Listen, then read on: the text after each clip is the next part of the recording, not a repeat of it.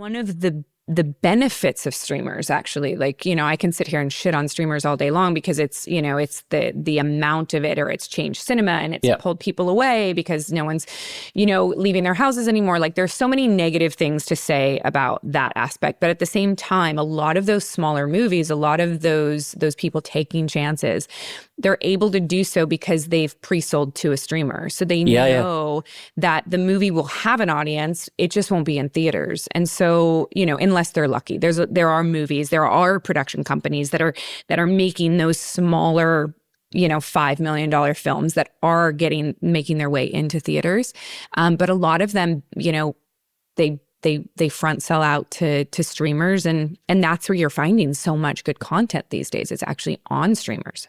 No, yeah, I'm not going to rubbish streamers. I mean, the fact is, while they were growing in their subscribers, they were able to take quite big risks and make sort of off-kilter programs that wouldn't have got made on traditional linear broadcasters. The worry is now that they're not, printing money or just getting new subscribers every week, that they are actually now becoming more conservative in their choices and advertising a bit. And as soon as you advertise, then I guess you have to appeal to, the demographic that big corporations want you to appeal to.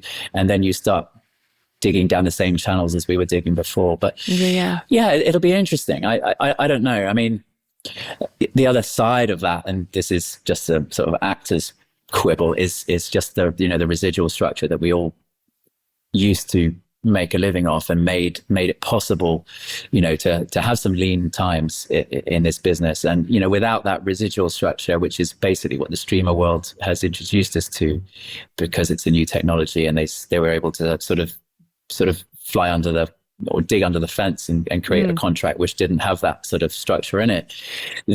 We're living with the result of that. And I do worry about younger actors in terms of, being able to be resilient and to bring up families in a kind of just a middle class way. It's going to be harder and harder for them. But anyway, that's a very economic argument.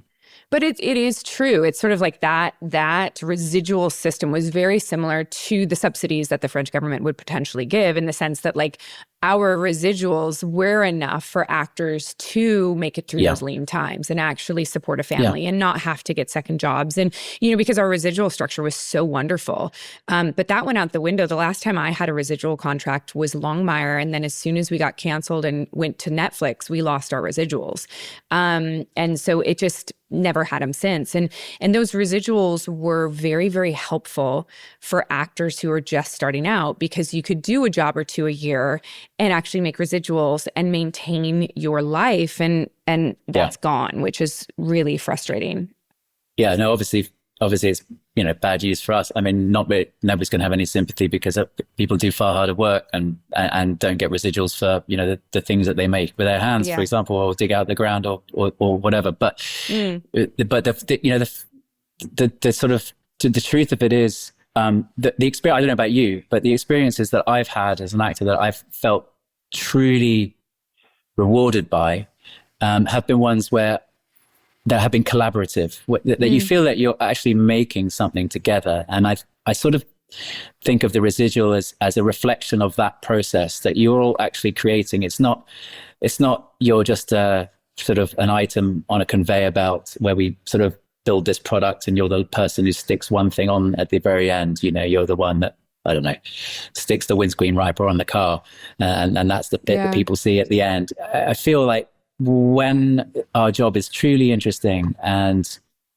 fulfilling, it's when everybody with a different skill set comes together and makes something. And I just think we should all be stakeholders in it. And it's lovely. Yes, it's maybe nostalgic of me to hark back to those days. But I think the residual is part of that. It's part of that integrity that, the actor is an important part of it, as the director is, as the writer is.